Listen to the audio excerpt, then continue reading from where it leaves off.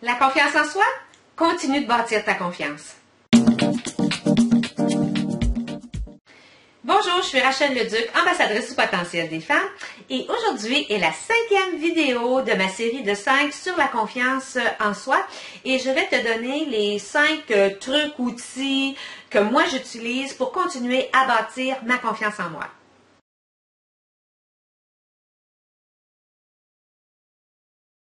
Numéro 1, éviter la perfection.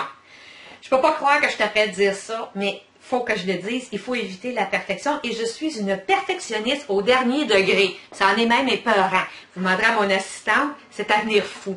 Mais il faut arrêter d'être perfectionniste. Il faut se contenter de bon. C'est pas obligé d'être parfait, ça a juste besoin d'être bon. C'est comme mes vidéos que je fais. Tu sais, là, je les regarde des fois et je me dis, oh my God, tu peux pas envoyer ça. Non, non, pas grave. Ils sont pas parfaits, mais ils sont bons. Je passe le message que j'ai besoin de passer. Les gens comprennent ce que j'ai à dire et c'est ça qui compte. Donc, il faut prendre notre niveau de perfectionniste et l'amener à ce qui est bon. Faut pas oublier que ce qui est parfait pour nous autres n'est probablement pas pour quelqu'un d'autre. Et de un, parce qu'on a tous des niveaux de perfectionnisme de façon différente. Et des fois, ce qui est bon, que moi, souvent, ça a l'air à mes yeux, ah ouais, c'est pas pire. Ben pour les autres, c'est comme, oh wow, as-tu vu que c'est qu'elle a fait?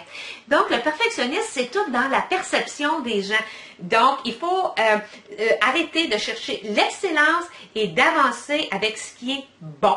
Et plus qu'on fait des choses qui sont bonnes, mieux qu'on se sent, puis plus qu'on a confiance en moi. Moi, quand je reçois des courriels ou des petits mots des femmes, oh merci Rachel, c'est exactement ça que j'avais besoin d'entendre aujourd'hui. Je me dis, ah, ok. Mon vidéo n'était peut-être pas parfait, mais sais-tu, ça a aidé une personne, 2 personnes, 10 personnes, et c'est ça qui compte dans le fond.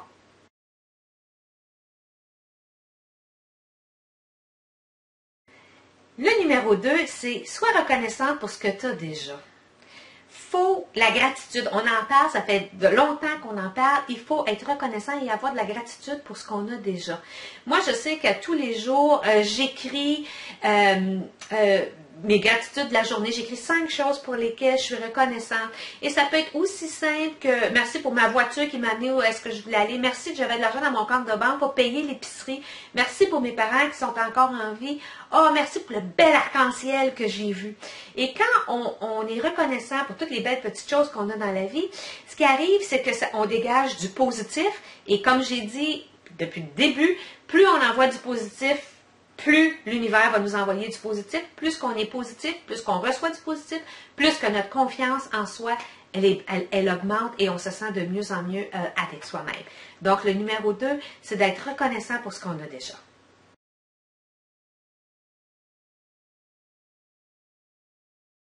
Le numéro 3, c'est de traiter ou d'adresser les faiblesses que tu as. On en a tous des faiblesses. OK? On ne peut pas être extraordinaire à tout. Donc, c'est prendre les faiblesses qu'on a et tout simplement de travailler dessus pour les améliorer. OK? Simple comme ça. Oh, moi, si vous regardez le premier vidéo que j'ai fait et vous regardez la vidéo que je fais aujourd'hui, c'est pas la même chose. Je me suis améliorée. C'est la même chose quand je fais une conférence. La première conférence que j'ai faite, c'est comme, OK. Là, maintenant, quand je fais des conférences, je les fais beaucoup de mieux en mieux et les gens m'en parlent même. Quand je fais des entrevues, c'est la même chose. La première entrevue que j'ai faite avec Diane Lavallée, c'était quelque chose. Mais après ça, quand j'ai fait Guy Corneau, quelques mois après, les gens étaient tellement impressionnés de l'amélioration qu'il y avait eu. Et maintenant, je fais plein d'entrevues pour mon émission radio et ça va super bien. Donc, c'est de prendre des faiblesses ou des connaissances qu'on n'a pas et d'apprendre, de changer et de les améliorer. Et meilleur qu'on devient, plus que notre confiance en soi continue de s'accroître et de grandir.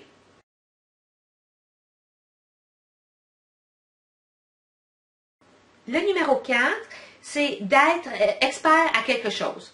Donc, ce que je veux dire par là, c'est que comme j'ai dit, on est tous bons à une chose, là, ou plus, ou même beaucoup de choses. C'est de choisir une chose dans laquelle on est bonne et qu'on aime et de devenir expert dans ce sujet-là ou dans cette chose-là.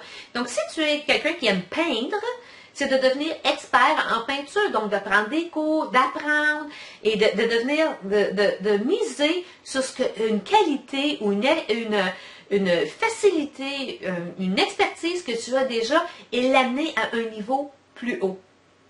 Moi, ce qui me passionne, c'est les femmes.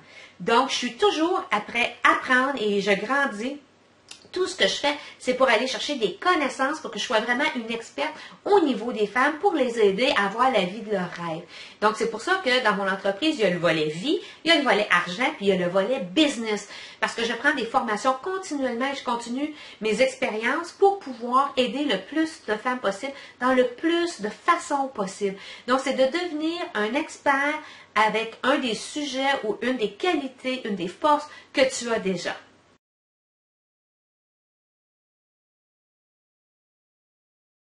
La cinquième chose, c'est de faire confiance à l'inconnu. Je sais que c'est pas facile. Puis ça s'appelle d'arrêter d'essayer de tout contrôler. Et pour quelqu'un qui est en contrôle comme moi, parce que moi je suis, comme on dit, une control freak, je veux tout contrôler, je veux tout savoir, mon côté rigide là est vraiment là. Donc, c'est de faire confiance à l'inconnu. Juste lâcher prise, laisser aller et tout va se placer comme ça doit être. Quand on arrête d'essayer de tout contrôler, c'est sûr que ça l'aide à notre confiance en soi parce qu'on ne peut pas se tromper. On n'est plus en contrôle. On fait juste faire confiance. Puis, oublie pas que ton âme, elle sait ce qui est bon pour toi et elle va toujours t'amener vers ce que ça doit être. Même les moments difficiles, les moments de pur bonheur, c'est parce que tu as besoin de les vivre. Donc, il faut tout simplement lâcher prise, être bien avec qui on est, être bien avec ce qui se passe. Et c'est du positif parce qu'on a lâché prise et on n'essaie plus de contrôler. Et à ce moment-là, le niveau de confiance en soi ne peut pas faire autrement que de glisser, d'augmenter et d'être de plus en plus fort.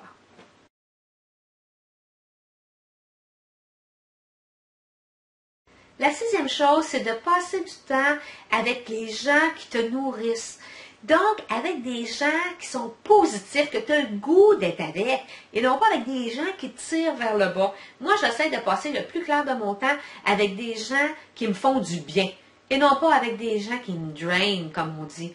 Puis comme quand je suis souvent toute seule parce que je travaille à mon compte et de chez moi, mais quand je m'entoure, quand je fais du social ou des amis ou des activités, j'essaie toujours d'aller à des choses qui me nourrissent, qui me font grandir, avec du monde qui sont positifs et qui veulent mon bien. Et non pas avec des gens qui sont jaloux, qui manquent de confiance en eux, qui tirent vers le bas. Ça, je ne vais pas à ça. Donc, c'est la même chose pour toi, de t'entourer de gens qui te nourrissent et qui t'aident à te propulser vers où tu veux aller.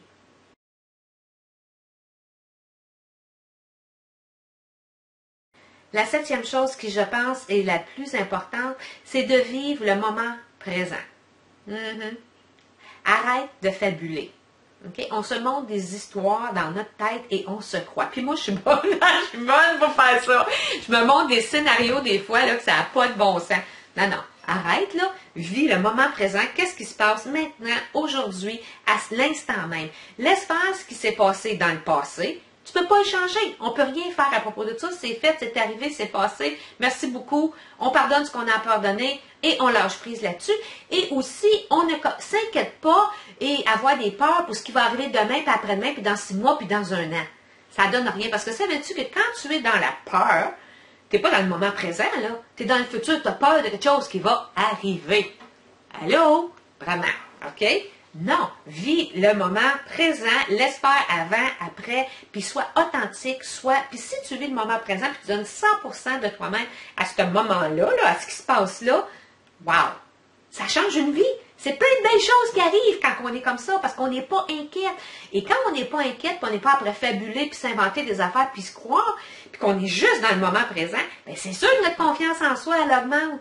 Parce qu'on n'est pas inquiète à propos de rien, on est juste bien. Et quand on est bien, c'est positif. Le positif attire le positif. L'univers dit, oh my God, elle est super positive, elle se sent bien avec elle-même. On va continuer à envoyer des choses comme ça.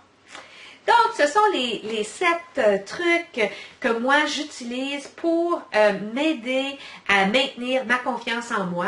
Parce que c'est très important. Je trouve que c'est difficile de la gagner, cette confiance-là. Et après, c'est sûr qu'il faut mettre des choses en place pour la garder. Donc, j'espère que ça a pu t'aider. Je t'invite à m'écrire un commentaire dans la section ci-dessous. Qu'est-ce qui fonctionne pour toi? As-tu d'autres trucs qui t'aident à toi à augmenter ta confiance en toi ou même de garder celle que tu as? J'aimerais ça lire ça, ça me donne des idées, ça m'inspire. Aussi, si tu veux avoir plus d'informations sur l'estime de soi, la confiance en soi, les valeurs, comment réussir ses objectifs, comment transformer sa vie, avoir la vie de ses rêves, je t'invite à cliquer sur le bouton ci-dessous qui va t'amener à ma page web qui parle de mon programme Les 7 clés pour transformer sa vie. Tu peux aussi me téléphoner, je vais t'en parler puis je peux te donner tous les détails dont tu as besoin. Je suis Rachel Leduc, ambassadrice du potentiel des femmes et je te souhaite une merveilleuse semaine. Je te dis de ne pas oublier de vivre ta vie à ton plein potentiel et on se reparle très bientôt via vidéo. Bye bye!